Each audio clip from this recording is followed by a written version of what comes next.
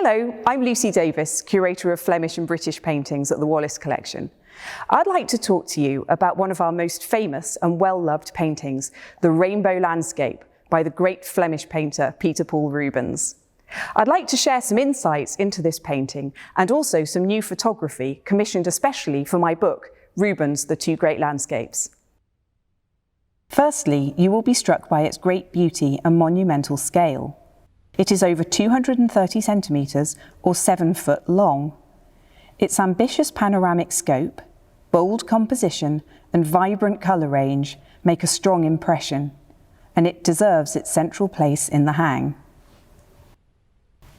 It's fascinating to think, given its size, that it is not painted on a single canvas, but rather on a large oak panel consisting of almost 20 boards.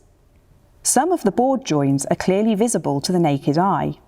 In fact, the painting began as a medium-sized landscape, which Rubens developed and expanded in stages, as we shall see. It is usually enjoyed in its permanent situation in the Great Gallery as a masterpiece in its own right, but it was actually painted as one of a companion pair, along with the view of Het Steen in the early morning at the National Gallery, which has recently been conserved with astoundingly beautiful results.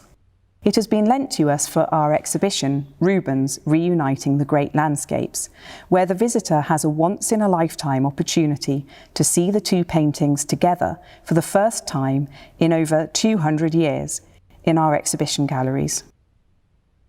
They are the largest of Rubens's landscapes and represent the culmination of his long-standing engagement with the genre. They were not painted on commission, but for sheer pleasure. The companion pair must have been particularly special to Rubens because they are views of Het Steen, his beloved estate near Mechelen in Brabant, which he purchased at the age of 58 in 1635, 5 years before his death. He was clearly very proud of his estate, which conferred on him the title Lord of Steen. By this stage of his life, he had had a remarkable career as a hugely successful painter and as a diplomat involved in peace negotiations that he hoped would ultimately bring peace to his homeland, the Netherlands. For Rubens, Het Steen was a place of retreat in the summer, where he could spend time with his second wife, Helena Formant, and their growing family and enjoy his newly won leisure. It was at Het Steen that he devoted his artistic energies to painting landscapes. The Rainbow Landscape is a view of the estate at harvest time. Haystacks are being built, milkmaids return from the fields with their cows, while a flock of ducks can be seen on the bank of a stream. The edge of a wood, which casts deep shadows of late afternoon, leads the eye towards the horizon. It has just stopped raining, creating a beautiful rainbow that crowns the composition. What the British painter Constable loved about Rubens's rainbow was the exhilarating return of the sun after the rain. The composition seems to have been developed organically, from the centre outwards. It began as a medium-sized landscape comprising the middle ground, with the track and probably the line of trees to the right. An infrared reflectogram reveals that in the sky above there was a double-arced rainbow, which means that it was always his intention to include it. In the second stage, he enlarged the scale of the composition, extending the diagonal sweep of the path and painting or enlarging the line of trees on the right. In the final stage, he extended the track to include a richly detailed foreground, adding the cattle, the figures and hay wagon that pass each other along the track, the herdsman and the ducks, and to the left, the stand of corn and the haymakers, and the final magnificent iteration of the rainbow. In other words, the key compositional elements were painted at the final stage of this incremental process. The result is a beautifully balanced, monumental landscape, which is further unified by Rubens's consistently fluent and confident brushwork. A perfect demonstration of this is the delightful flock of ducks that splash, flap their wings and dabble in the water. They are painted quickly, drawn directly with a fine brush, yet with great accuracy and a sense of movement. In the centre, a herdsman drives cows down the track, some wandering into the water to drink and cool off. Sleek and well-fed, they are the embodiment of a fertile landscape, so they are placed at the centre and foreground of this celebration of fertility and abundance. The water of the stream is a bold painterly statement in which not only the cows are reflected, but also the rainbow, which is rendered in vivid colour and impastoed brushwork. Milkmaids were a key element of Rubens's landscapes. Here they are seen carrying their milk pitchers, and one of them smiles out at the viewer. The smiles exchanged between the figures add to the joyful tone of the scene.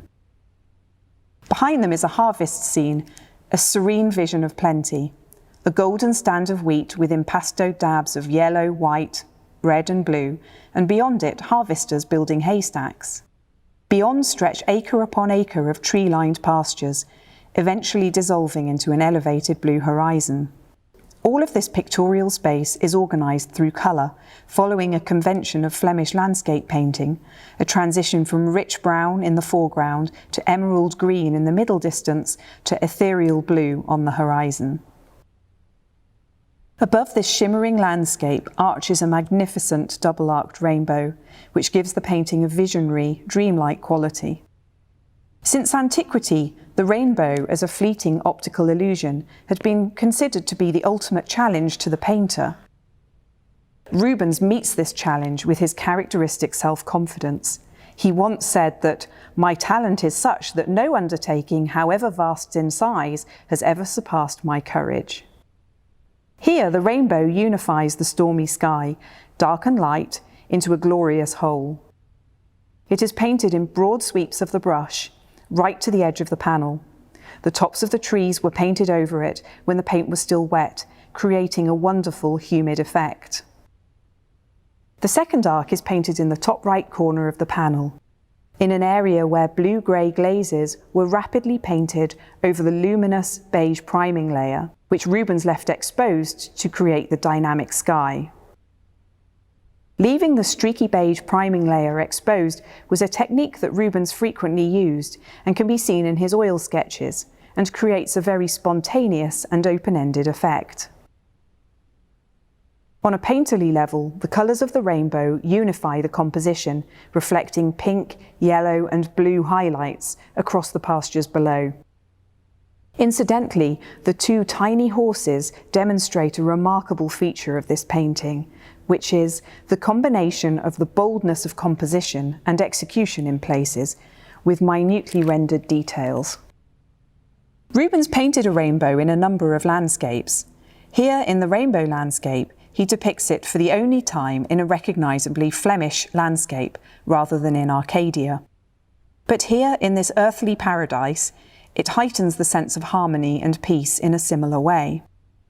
The rainbow was a familiar biblical symbol for Rubens and his generation, a symbol of the covenant between God and humanity after the Great Flood. We can imagine what this symbol must have meant to Rubens, who had worked tirelessly towards bringing peace to his homeland.